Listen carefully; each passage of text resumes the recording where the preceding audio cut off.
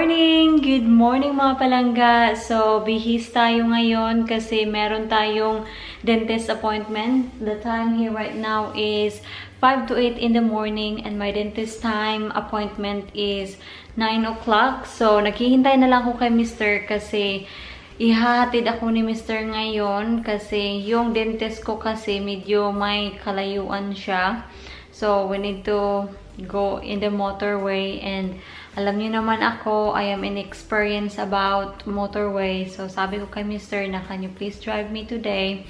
Kasi busy ngayon yung motorway and isa pa, yung time is very tight. At alam niyo naman ako kung magpapatakbo ako, if I am unsure, mahina talaga ako magpatakbo ng sasakyan. So, si Mr. sensible siya, but what I'm saying is, experience na siya ba sa pagdadrive. So, ayun. So, naghihintay na lang ako sa kanya. Nasabi ko ba, nag-deliver siya ng Polaris. So, anyway, while naghihintay tayo sa kanya, I'll just gonna empty the dishwasher. Wala akong tripod ngayon. Kaya, ayun. Off ko muna kayo. Nandito na si Mr.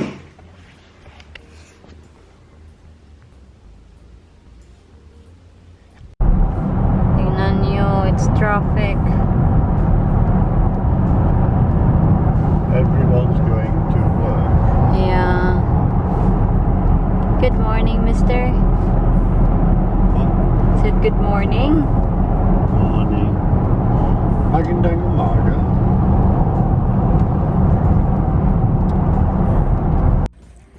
So, I'm done with my appointment, dentist appointment. So, nandito na tayo sa bus. Saan si Mr. Cafe? So, if he's in the cafe, punta tayo dito. Kasi sabi niya, he's in the cafe. Ang laki ng booth nila dito.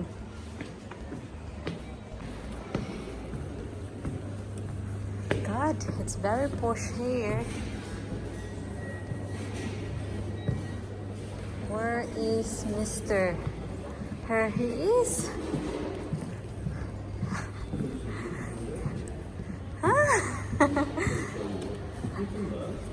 We're here. Nasa bahay na kami. So, nung nandoon kami sa bus, bumili kami ng dalawang milk. Dalawa kasi maliliit yung milk. What size is this?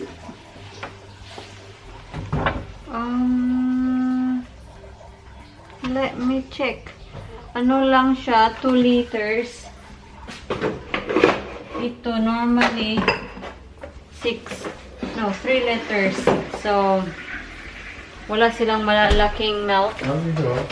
And bumili kami ng dalawang butter, unsalted butter, red bell pepper, and a fruit slices piece.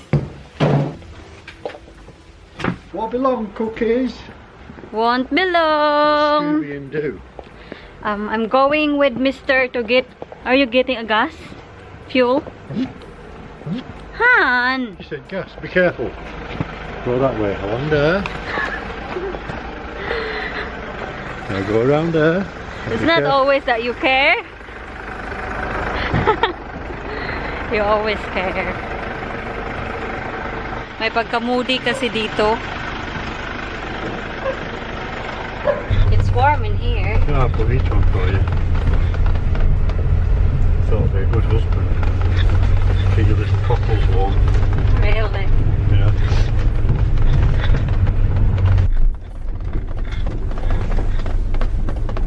So bumpy.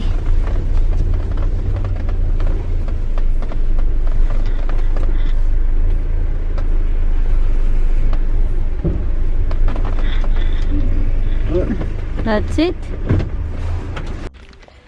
Dumaan din kami kanina sa Tesco para bumili ng monstro. Yun lang. Yun lang yung binili namin sa Tesco. Tumatahol sila kasi it's their dinner time.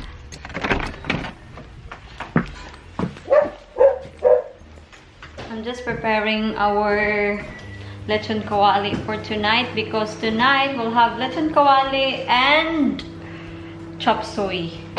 So that's our tea for tonight. Don't do massive amounts of rice. No, I won't. Do a sensible amount of rice. I know. Don't fall, please. I don't have my tripod with me.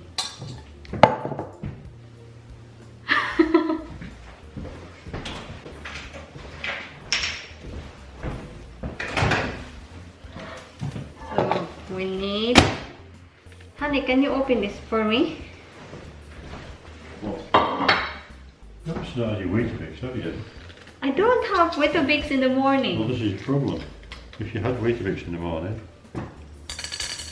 Come on, don't be shy. Don't be shy. A bit more. A bit more. That's it. This one. Always shy. Han.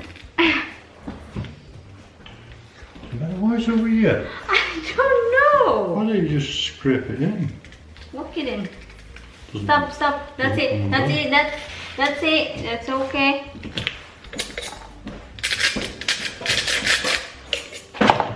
Kailangan din natin ng bay leaves and garlic. Do we normally put garlic?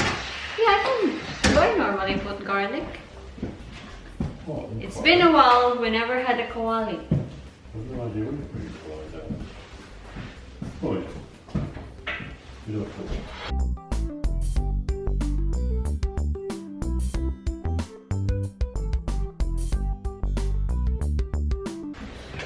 So, yan na. Papakuluan na natin for 3 hours. Hello! So, meron lang akong i-share sa inyo mga palangga. I will try to be very quick. So, kanina, di ba, sabi ko sa inyo na may appointment ako with the dentist.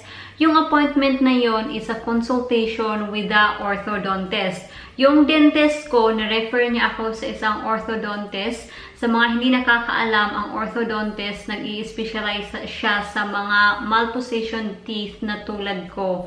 So, sa nakikita niyo naman, my teeth is not perfect. Sungki po ako. And I'm one of those person na nangangarap na magkaroon ng perfect smile. And there's nothing wrong with that. Kasi,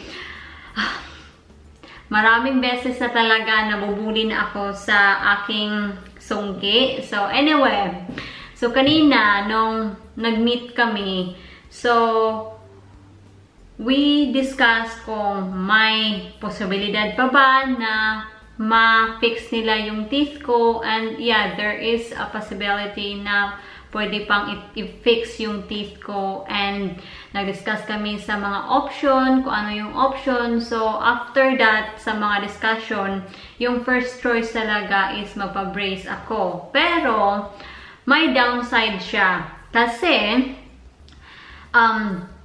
first talaga, parang yung consultation, meron siyang step 1 and step 2. So, first is, in-inspect niya yung mouth ko, she took photograph and everything, all sorts. So, after sa assessment, so sabi niya sa akin na yung teeth ko nag-overcrowded siya. So, that's why yung ibang teeth ko nag-twist kasi wala na siyang space.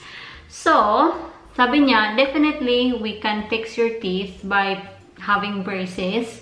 Pero, kasi overcrowded na nga yung teeth mo, kailangan nating bunutan ka ng dalawang ngipin. So, we need to remove 2 teeth from you. So, I will just try to explain the best as I can, okay? So, yung top teeth ko, like for example, ito yung top teeth ko, and this is the bottom. So, yung top teeth ko, ganun na siya, di ba?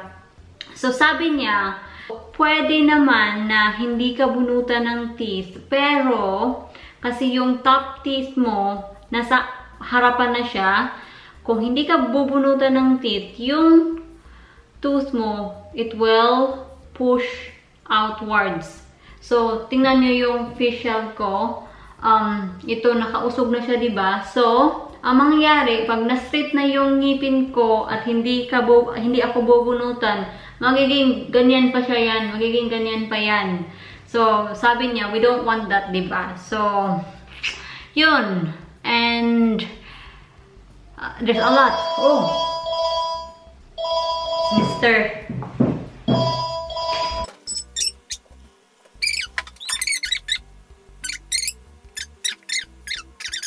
Bye, bye, bye. So, si Mr. tumawag na malilate daw siya kasi nag-pick up siya ng Polaris. So, anyway. So, yun yung mangyayari sa teeth ko kung hindi nila ako bubunutan. So, dapat talaga nabunutan nila ako ng teeth. So, sabi niya na she will draft everything sa mga prices. Hindi ko pa alam kung magkano talaga. Pero sabi niya, I will write you a letter. I will drop everything kung ano yung cost, yung mga option mo. Kasi she mentioned about the Invisalign. Invisalign ba yun? Tama ba yung pagka-pronounce ko? So, she mentioned that as well. And, yeah, sabi niya may pagkamahalan yung Invisalign. Pero, ewan ko lang talaga. So, yun yung appointment ko kanina. Gusto ko lang i-share sa inyo. Kasi, hindi talaga, hindi talaga perfect. Oh, dear. So, sabi niya, there is the possibility na bunutan ka ng teeth dito. Hala ka, natatakot tuloy ako magpa-brace. Pero, sabi niya, kung magpa-brace ka, then bubunutan ka ng teeth, yung gap naman, maano siya, ma-filled siya, mawawala in time. But anyway, sabi niya sa bottom teeth ko, no need na bunutan ako ng ngipin kasi okay naman siya. Kailangan lang siya ng minor correction, pero kailangan ko pa din magsuot ng braces top and bottom. So, yun. Yun yung update ko mga loves. So, I will let you know kung ano talaga ang magiging cost ko sa pagpapagawa ng braces ko dito sa UK. So, magsisimula na tayo magluto. So, yung ingredients ng ating chop suey is carrots, manchu, what do you call this? Cauliflower, red bell pepper, and of course, chicken. And, nagluluto na rin ako ng rice.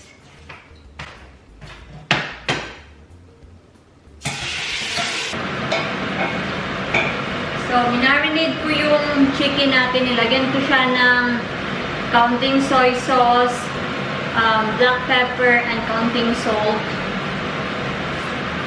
Brown na yung chicken natin. So, ngayon naman, mag-a-add ako ng vegetable yung gamit ko, vegetable cubes.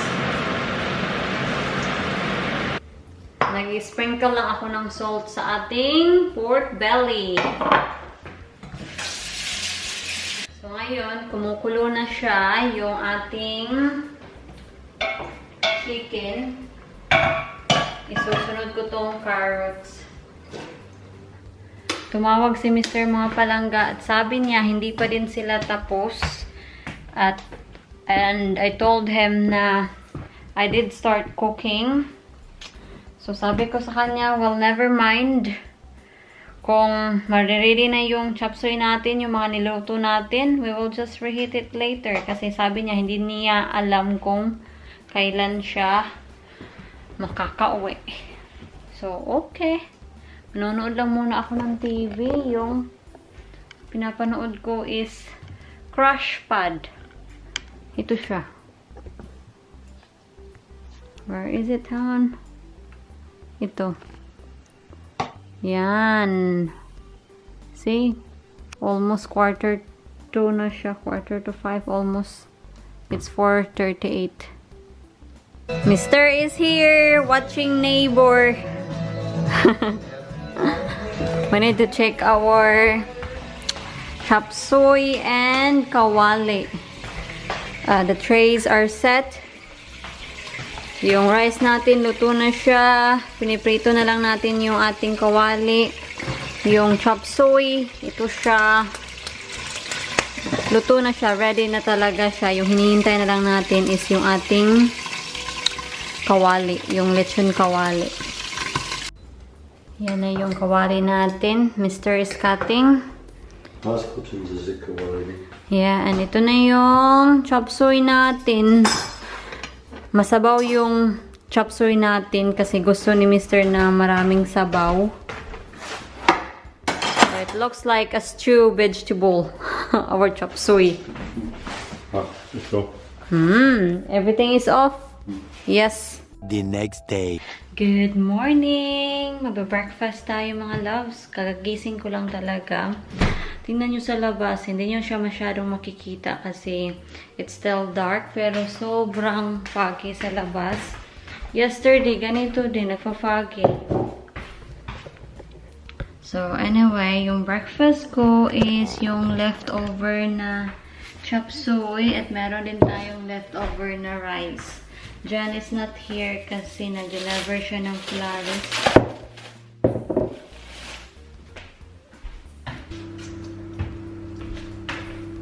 Iinom muna ako ng tubig. So, may nag-comment pala na kung iinom ako ng tubig with apple cider vinegar, kailangan na mag-straw kasi apple cider is very strong, sabi nila. So, nakakasira ng ngipin. So, I will take your advice kasi ayaw ko naman na masira yung ngipin ko. Yan. I've been very good kasi umiinom na talaga ako ng tubig. Pag namimiss ko na umiinom ng tubig, nauuhaw ako kasi yung body ko parang nasanay na siya na every morning umiinom ako ng tubig.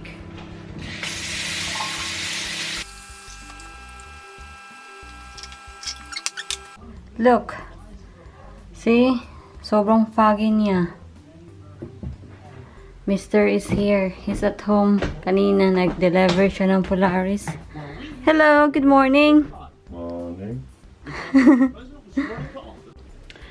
Hapon na dito mga palangga at yung weather wala pa ding pagbabago. Foggy pa din siya. You see? Sobrang gloomy ngayon. Sobrang depressing yung weather ngayon kasi all day talaga ganyan lang siya. Yan. Anyway, lalabas tayo. Magpapahangin tayo kasi kailangan ko ng fresh air. I'm still doing my math.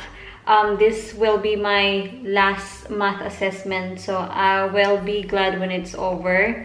And then, after sa math ko, I'll be starting my biology. So, never ending. So, anyway, we need a fresh air. Kasi nahihilo na talaga ako sa math ko. Oh, we need keys. I-check natin yung garden natin kasi napapansin ko sa malayuan, may napapansin ako na tumutubo yung ating rhubarb. I think we need our whaley boots.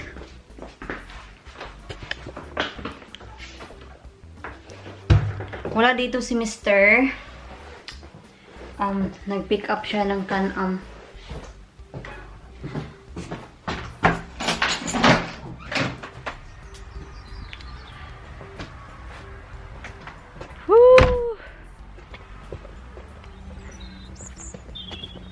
It's been a while na nakapunta tayo sa ating garden. Hala, yung ano natin, yung primrose natin, tingnan nyo, namulaklak. Nag-survive talaga to siya.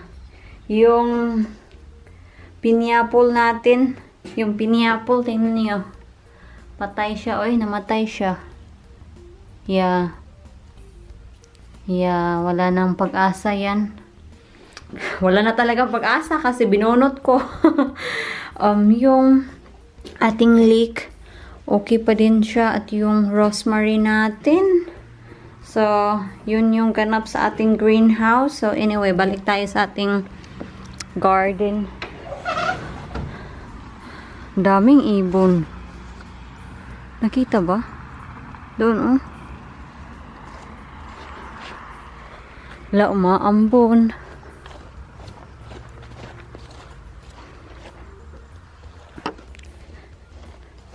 Look. Oh, diba? Wow. Sumisibol na sila. Hala, ang aga nilang sumibol. Is it normal?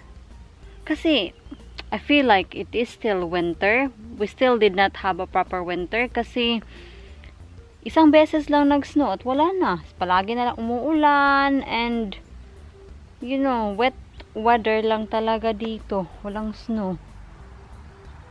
So, is the spring is coming? I don't know. Well, sumibol na siya. So, it means ready na siya na sumibol. Tingnan niyo, ang ganda ya tingnan dyan. Yan. Ah.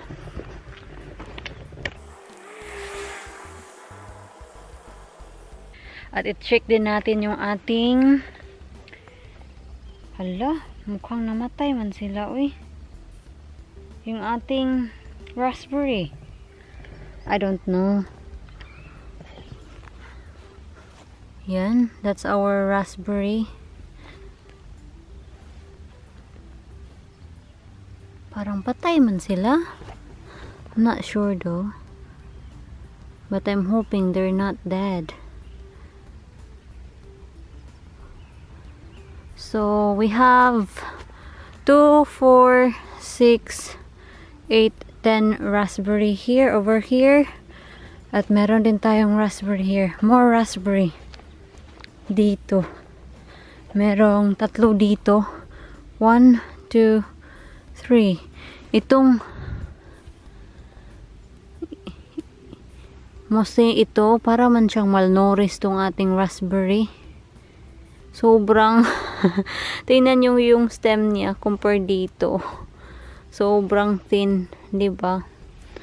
Pero anyway, nagsusurvive naman siya. So, yung iba wala pa silang dahon. Yan. Hi, it's nice to be out again in our farm, charot farm. Kasi matagal-tagal na talaga tayong hindi nakabisita sa ating farm. Sa ating bukid, yung ating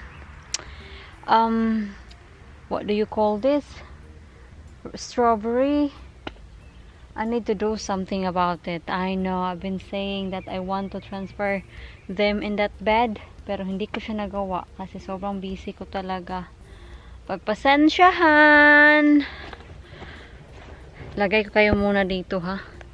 Titingnan ko lang yung ating yung ating strawberry. So you need to be good. Be good, don't fall. Hala, paano ba? Paano ba kayo para hindi mahulog?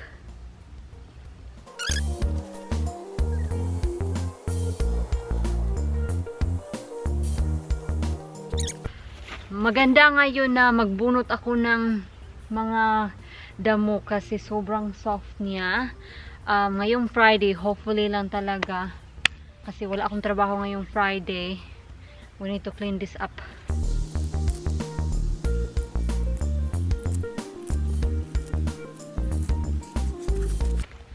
That's it muna. That's it for now kasi magluluto pa tayo ng ating tea. Whew. Laki ng mukha ko. Now, you need to tell me honestly, sino ang nakamiss na mag-gardening tayo? Kasi ako, namimiss ko talaga na mag-gardening tayo kasi I found it very therapeutic.